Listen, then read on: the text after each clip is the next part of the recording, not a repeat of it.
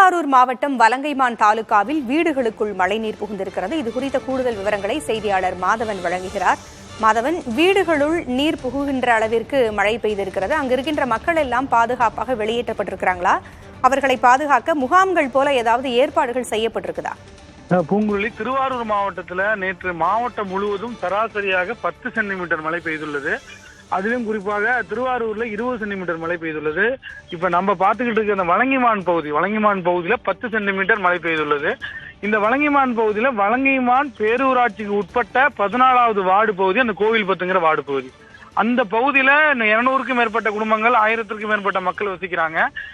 நேற்று இரவு பெய்த அந்த மழையின் காரணமாக அந்த கோவில் பத்து பகுதி முழுவதும் வீடுகளை சுற்றி எல்லா இடத்துலயுமே தண்ணி சூழ்ந்திருக்கு. சில வீடுகளுக்குள்ளேயும் தண்ணி புகுந்திருக்கு. இதுவரைக்கும் இங்க எந்த ஒரு அதிகாரியும் வரவில்லைன்னு மக்கள் தெரிவிக்கிறாங்க. மேலும் தண்ணி வந்து வடிகிறதுக்கு இன்னும் அரை நாள் ஒரு நாள் ஆகும் அப்படின்னு சொல்றாங்க. இப்ப மழை விட்டுருக்கு, இருந்த பொழுதிலும் தண்ணி வடிவதற்கு வந்து இன்னும் அரை நாள் ஒரு நாள் ஆகும்னு சொல்லியிருக்காங்க.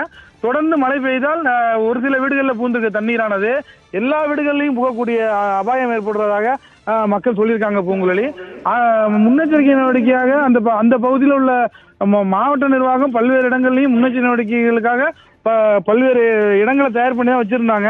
அதே சமயம் அந்த பகுதி மக்கள் இதுவரைக்கும் எந்த ஒரு அதிகாரியும் பார்க்கல. அதே அவங்க வீட்டை விட்டு வெள்ளற அளவுக்கு இல்லாட்டினாலும் வீடுகள் சூழ்ந்து மழைநீர் சூழ்ந்து காணப்படுவதால மேலும் மழை பெய்தால் அந்த உள்ள இன்னும் பெரும்பாலான வீடுகளுக்குள் தண்ணீர் புகும் என்று அவங்க அச்சம் தெரிவிக்கிறாங்க. பூங்குழலி, அதீத கனமழை பெய்யாது என்னும் பொழுதும் மிக கனமழைக்கும் வாய்ப்பு இருப்பதாக வானிலை ஆய்வு மையம் கணித்திருக்கிறது.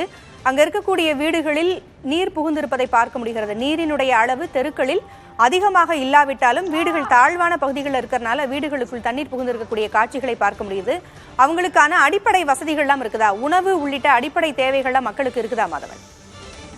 அந்த அந்த பகுதியில நீங்க பாத்துக்கீங்க, அந்த வீட்டை சுத்தி எல்லா இடத்துலயும் தண்ணி இருக்கு. அவங்க வீடுகள்னு பாத்தீங்கன்னா அங்க 200 குடியிருப்புல ஒரு சில வீடுகள்ல தண்ணீர் புகுந்திருக்கு. தற்போதைக்கு அவங்களுக்கு அவங்க வந்து சாப்பிட்ற அளவுக்கு உணவுப் பொருள் அவங்க வீட்டுல இருக்கிறது. இருந்த பொழுதுலாம் அதிகாரிகள் அவங்கள பார்த்து அவங்களுக்கு என்னென்ன தேவை, வீடுகள் ரொம்ப சேதம் அடைஞ்சு இன்னும் மழை பெஞ்சா இடிஞ்சு கண்டிஷன்ல இருக்கா அப்படிங்கறதெல்லாம் இன்னும் யாரும் வந்து பார்க்கல. அவங்க வந்து பார்த்தாதான் எங்களுக்கு பார்த்துட்டு இங்க உள்ள சூழலை பொறுத்து எங்களுக்கு உதவி பண்ணணும் அப்படிங்கிற விஷயத்தான் அவங்க சொல்றாங்க. பூங்குழலி, நன்றி மாதவன். கூடுதல் தகவல்களுக்கு மீண்டும் தொடர்பு கொள்கிறோம்.